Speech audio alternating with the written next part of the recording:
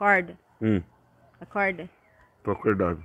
Então diz, como você diz sempre. Olá, bem-vindos de volta ao Guia do Sobrevivente. Acorda, já clareou o dia. Tá clareando ainda, meu. Não, Nem não, clareou. não. Olá, bem-vindos de volta ao Guia do Sobrevivente. Eu sou o Batata. Eu sou a Raposa. Hoje nós vamos mexer na horta e a gente vai mostrar para você um pouco do que a gente vai fazer aqui e principalmente vamos marcar quanto tempo a gente demora para cuidar disso tudo. O ideal é que você cuide um pouquinho por dia, porque aí você não se estressa. Mas como a gente fez uma reforma aqui de construir um viveiro para o cachorro e tudo mais, a gente decidiu fazer de uma vez e mostrar para vocês o que a gente está fazendo. Vai ficar legalzinho. Eu acho que vai ficar bonitinho. Bonitinho, ele falou bonitinho. Bonitinho.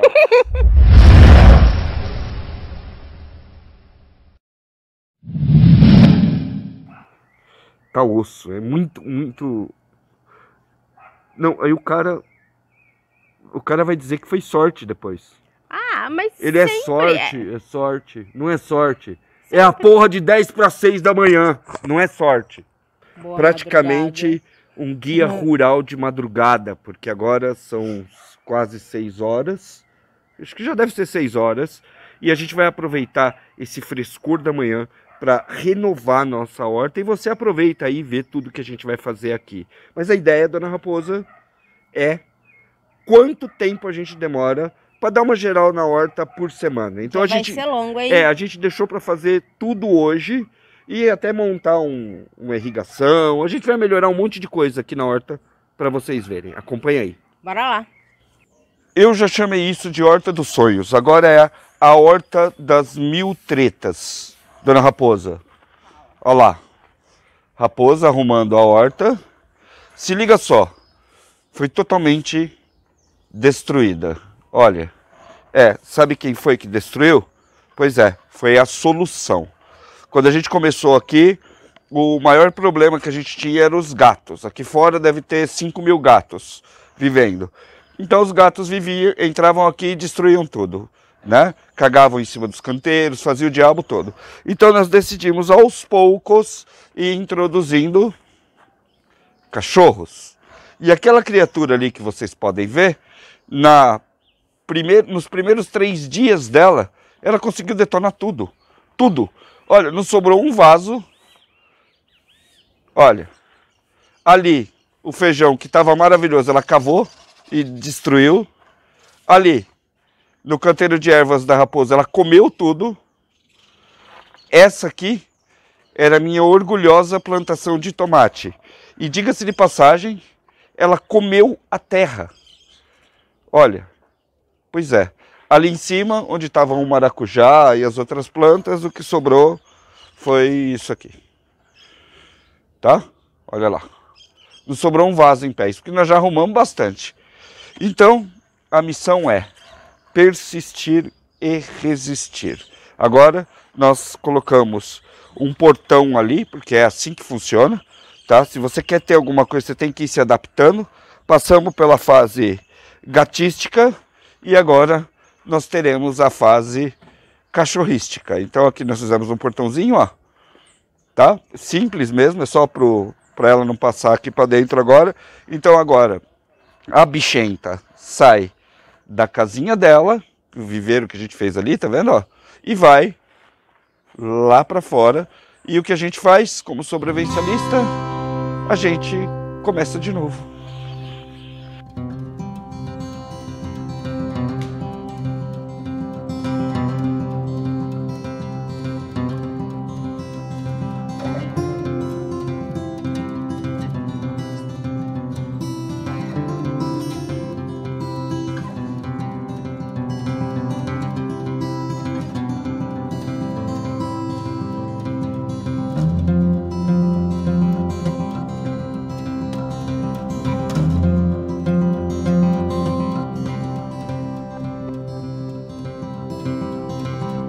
A parte boa é que o viveirinho aqui ficou mais ou menos vivo ainda, ela não conseguiu destruir tudo, então vai dar para salvar bastante muda, né?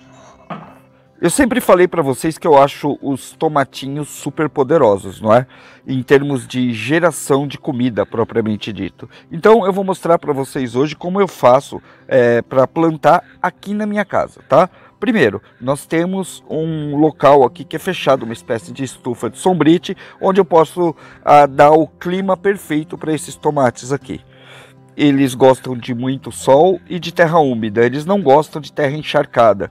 Então, plantar no vaso para mim é muito mais interessante, porque você consegue controlar bastante, ok?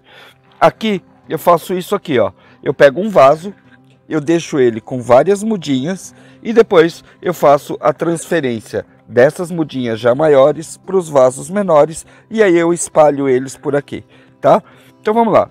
Primeira coisa que você precisa para o tomate no vaso, e você não pode colocar terra pura nele. Ele gosta de um pouquinho de terra, pouquinho mesmo, tipo 1/4 de terra, areia, 1/4 de areia, o resto tudo de terra vegetal. Vai por mim.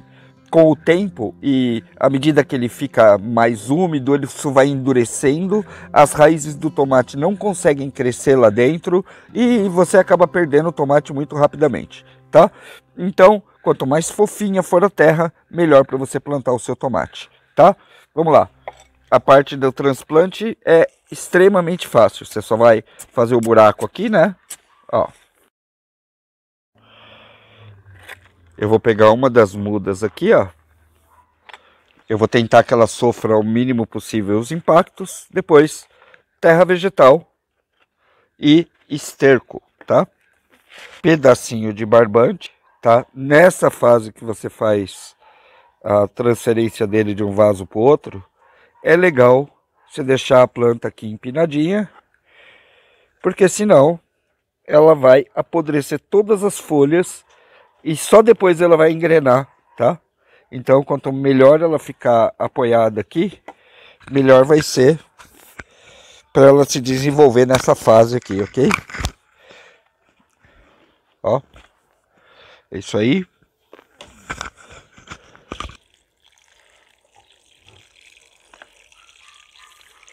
Olha só a drenagem que fica, tá? Você vai ver que ela não fica segurando a água por muito tempo, tá? Ela drena muito bem, vai manter a terra úmida, que é o que a planta gosta, mas não encharcada. É assim que tem que ficar, ó. Como é que você falou? Da mangueira? Ela tem que ficar gostosinha. Gostosinha? É. Como assim?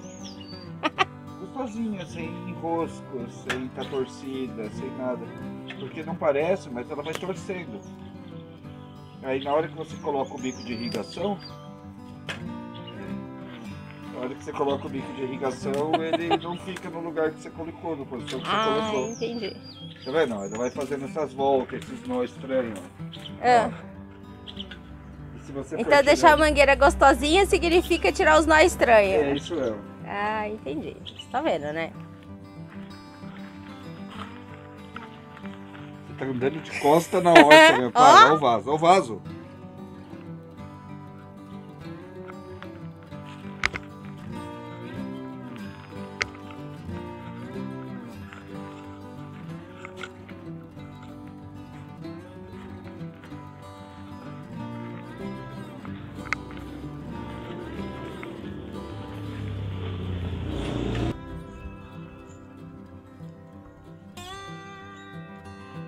E olha só, pra quem acha que planta não produz em vaso, olha essa amora como tá.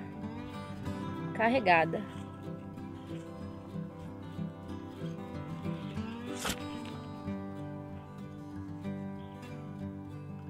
Essa aqui é a amora branca. Eu vou passar uma fita isolante aqui, só para garantir o sucesso da missão, tá? Tem vezes que você usa isso aqui, faz isso aqui, e ele fica vazando. Então, para evitar o gotejamento demais aqui dessa parte, eu vou dar uma isoladinha nele aqui e segurar ele também no lugar. Você não pode virar.